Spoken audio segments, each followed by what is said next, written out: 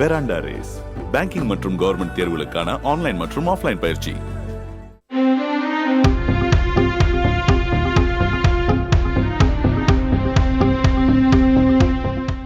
உத்தரப்பிரதேச மாநிலம் வாரணாசி மாவட்ட ஆட்சியரும் தேர்தல் நடத்தும் அலுவலருமான எஸ். ராஜலிங்கம் தென்காசி மாவட்டம் கடையநல்லூரை சேர்ந்தவர் என்பது பலரும் அறியாதது. திருச்சி NITயில் பொறியியல் பட்டம் பெற்ற எஸ். ராஜலிங்கத்தின் தந்தை சுப்பையா இந்தியன் வங்கியில் பணியாற்றியவர். தாய் மாலையம்மாள் கடையநல்லூர் நகராட்சி கவுன்சிலராக இருந்தவர். கடந்த 2009ஆம் ஆண்டு ராஜலிங்கம் சிவில் சர்வீஸ் தேர்வு எழுதி வெற்றி பெற்று உத்தரப்பிரதேச மாநிலத்திலேயே மாவட்ட ஆட்சியராக பணியாற்றி வருகிறார். ரொம்ப நேர்மையா இருப்பான், கடமையை ஒழுங்கா செய்வான், கண்ணியமா இருப்பான், தெய்வ பக்தி உள்ளவன். அப்புறம் வந்து சாமி மேலே ரொம்ப நம்பிக்கை வச்சுருப்பான். பெற்றோரை தெய்வமாக ரொம்ப மதித்து வச்சுருக்கான். அவன் கிடைச்சதுக்கு ரொம்ப நாங்கள் ஆண்டவர்கிட்ட தான் வேண்டிக்கிடணும்.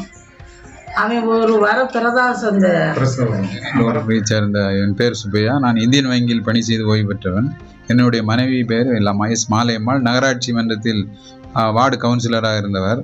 என்னுடைய மகன் S. Rajalingam Puliyangudi 7th Day Adventist ஸ்கூலில் LKGயிலிருந்து +2 வரைக்கும் முடித்துவிட்டு அதுக்கு அடுத்து மத்திய சர்க்காருக்கு பாத்தியப்பட்ட ரீஜனல் இன்ஜினியரிங் காலேஜ், தற்போது தேசிய நேஷனல் இன்ஸ்டியூட் ஆஃப் டெக்னாலஜி இதில் 4 வருஷம் படித்தார்.